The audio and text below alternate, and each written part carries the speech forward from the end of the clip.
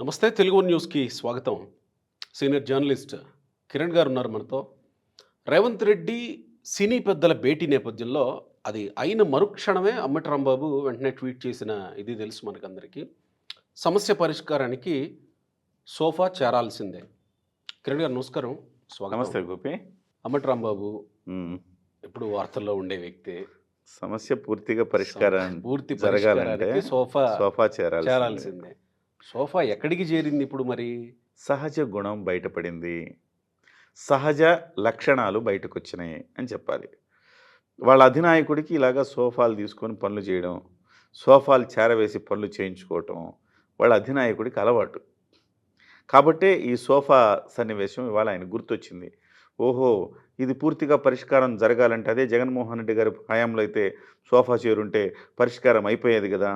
మరి ఇవాళ సోఫా చేరితే రేవంత్ రెడ్డి గారి దగ్గరికి పరిష్కారం అవుతుంది కదా అని ఆయన భావించి ఆ రచయిత యొక్క అర్థం అదనమాట, అంతరార్థం అదనమాట. సో సోఫా అంటే కవిభావం. కవిభావం అది.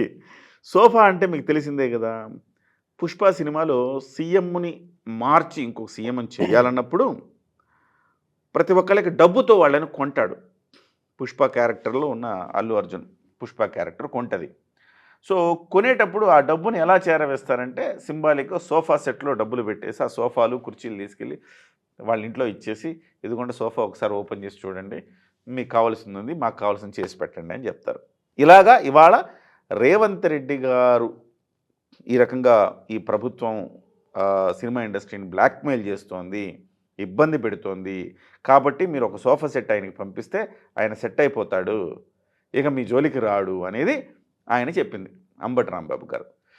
ఇక్కడ ఒకటేంటంటే స్వయంగా ఆ ఖాందాన్లో జరిగే అంశాలు ఆయన చెప్పడం జరిగింది. జగన్మోహన్ రెడ్డి ఏ రకంగా అయితే చేస్తారో ఆ రకంగా మీరు కూడా ఈయన కూడా చేస్తాడు అని అనుకొని ఆ రకమైన కామెంట్ చేశాడు. రెండవది ఇక్కడ చాలా సీరియస్గా తీసుకోవాల్సిన అంశం ఏంటంటే రేవంత్ రెడ్డి గారిని ఒక లంచగొండిలాగా ఈయన మాట్లాడాడు. ఇండైరెక్ట్గా రేవంత్ రెడ్డి గారు డబ్బులు తీసుకొని బ్లాక్మెయిల్ చేసి డబ్బుల కోసమే ఈ రకంగా ఇబ్బంది పెడుతున్నారని చెప్పకనే చెప్పాడు. అవును కదా. ఇవాళ కదా నిజంగా కాంగ్రెస్ ఎమ్మెల్యేలు వరుసగా మీరు మాట్లాడాల్సింది ఇవాళ కదా, మొన్నెప్పుడో కాదు. ఈ అల్లు అర్జున్ వ్యవహారంలో ఈ ఓయూ జేఏసీ కూడా ఇళ్ల మీదకి వెళ్ళి రాళ్ళు వేశారు కదా. ఇవాళ కదా వాళ్ళు అంబటి రాంబాబు ఇంటి మీదకి వెళ్ళి రాళ్ళు వేయాలి. వాళ్ళ నాయకుడిని ఈ రకంగా మాట్లాడినందుకు కదా ఇవాళ కదా వాళ్ళ పవర్ ఏంటో చూపించాలి. నిజంగా రాజకీయాల్లో ఉండేవాళ్ళు రాజకీయాల్లో వాళ్ళని చూసుకోవాలి. ఒక సినిమా నటుడు ఇంటికి వెళ్ళి రాళ్ళు వేసి భయభ్రాంతులకు గురి చేయాలని తప్పది. అల్లు అర్జున్ తప్పు ఒప్పు చేశాడు నేను అంటల్లా.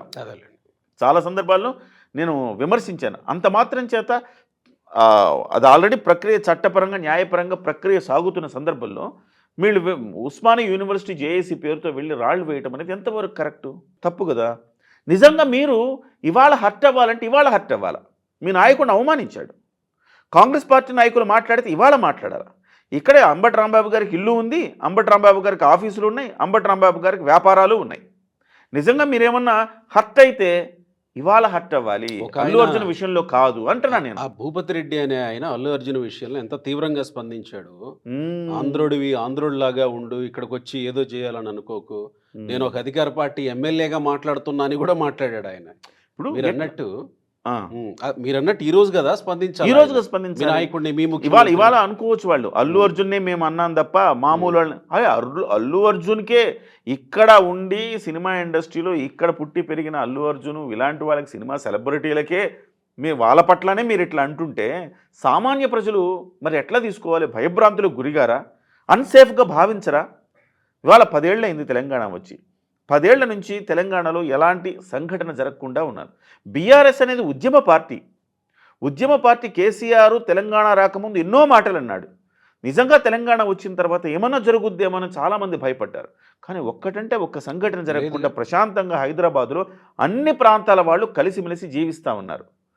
వాళ్ళ దగ్గరే లేనప్పుడు కాంగ్రెస్ పార్టీ జాతీయ పార్టీ కదా. ఒక జాతీయ పార్టీ నుంచి ఈ రకమైన మీరు ప్రాంతీయవాదాన్ని వినిపించడం ఎంతవరకు సబబు? సో నిజంగా మీకు మండితే, కాలితే, కోపం వస్తే, హర్ట్ అయితే ఇవాళ ఆ హర్ట్ కానీ ఆ కోపాన్ని మీరు అంబటి రాంబాబు గారి మీద కదా మీరు తీర్చుకోవాలి. ఇప్పుడు కోపం రావాలి. అల్లు అర్జున్ రేవంత్ రెడ్డి గారిని ఎక్కడ విమర్శించలేదు ప్రత్యక్షంగా. ఆయన ఏదో ఆయన మెచ్యూరిటీ లేకుండా ఆయన చేసిన పనులు కొన్ని కాస్త ఇబ్బంది కలిగించి ఉండొచ్చు. కానీ ఇవాళ నేరుగా ఒక తీవ్రమైన పదజాలం మాట్లాడాడు, తీవ్రమైన మాట మాట్లాడారు ఇండైరెక్ట్గానే. సో ఇవాళ నిజంగా మీకు కోపం వస్తే ఆయన మీద తీర్చుకోవాలి తప్ప ఈయన మీద కాదు అని చెప్పేసి నేను అంటున్నా. ఇవాళ ఆ ఓయూ జేఏసీ వాళ్ళు కానీ, తెలంగాణ కాంగ్రెస్ నాయకులు కానీ నిజంగా మీరు ఇవాళ రెస్పాండ్ అవ్వాలనేది నా ఉద్దేశం. కానీ ఒక రకంగా ఇది ఇండస్ట్రీకి కూడా, ఇంకా ఇండస్ట్రీకి రేవంత్ రెడ్డికి ఇంకాస్త వివాదాన్ని పెంచే ట్వీటేనేమో కదా. అంతే, అసలు సంకనాకి ఇచ్చిందే వీళ్ళండి. సంకనాకి ఇచ్చారు మరి ఇప్పుడు శిల్పా రవిచంద్రారెడ్డి మీరు ఒక్కసారి అబ్జర్వ్ చేయండి. నాకు ఇష్టం వస్తే వస్తా, ఇష్టమైతే చేస్తా అన్నారు కదా అల్లు అర్జున్ గారు. సో ఆ రోజు నుంచి ఇవాళ వరకు ఆయన యాటిట్యూడ్ అట్లానే సాగుతోంది, జరుగుతున్న పరిణామాలు అట్లానే సాగుతున్నాయి. ఆయన ఆ రోజు ఎన్నికలకు ముందు 11వ తారీఖు ఎన్నికల మే 11 అనుకుంటా, సబ్జెక్టు కరెక్షన్, మే 11న శిల్పా రవిచంద్రారెడ్డి ఇంటికి వెళ్ళారు. ఆయన వెళ్ళినప్పుడు ఎంత వివాదం జరిగింది అది. సో ఇవాళ కూడా అంత జరుగుతున్నా నా ఇష్టం అంటున్నారు. అందుకే ఇవాళ ఆయన్ని చాలామంది విమర్శిస్తూ ఉన్నారు. ఇవాళ శిల్పా రవిచంద్రారెడ్డిని వెంట పెట్టుకొని వెళ్ళాడు ఆయన. శిల్పా రవిచంద్రారెడ్డి కావచ్చు, అంబటి రాంబాబు గారు కావచ్చు, జగన్మోహన్ రెడ్డి గారు కావచ్చు, రోజా గారు కావచ్చు, వీళ్ళందరూ కూడా చలి కాచుకుంటున్నారు, చలిమంటలు వేసుకుంటున్నారు అల్లు ఫ్యామిలీ తోటి. ఇక్కడ సంఘీభావం ప్రకటించడమో లేదా సంఘీభావం ప్రకటించి సంకరాగిస్తున్నారంటున్నారు.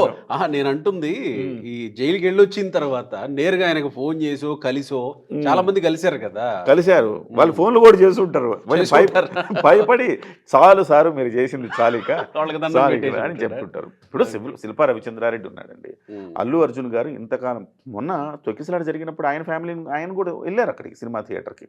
శిల్పా రవిచంద్రారెడ్డి కూడా వెళ్ళాడు అల్లు అర్జున్తో పాటు.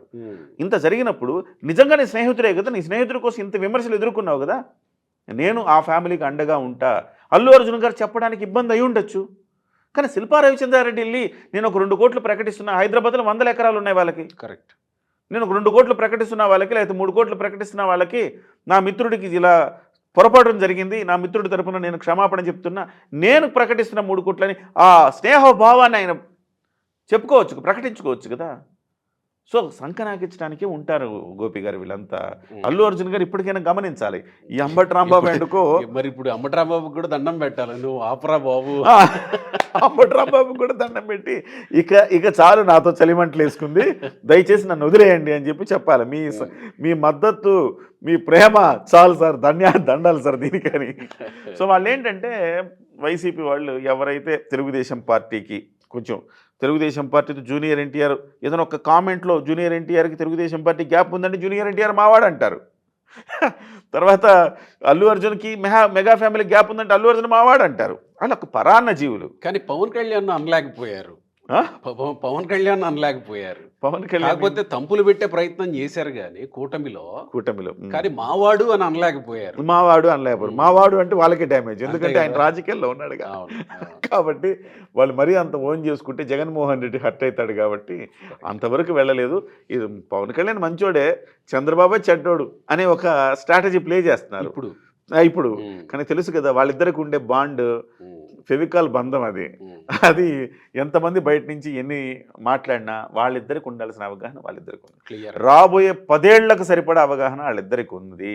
2034లో కూడా కలిసే వెళతారు, కలిసే ప్రభుత్వం మళ్ళీ రెండోసారి కొనసాగుతుంది.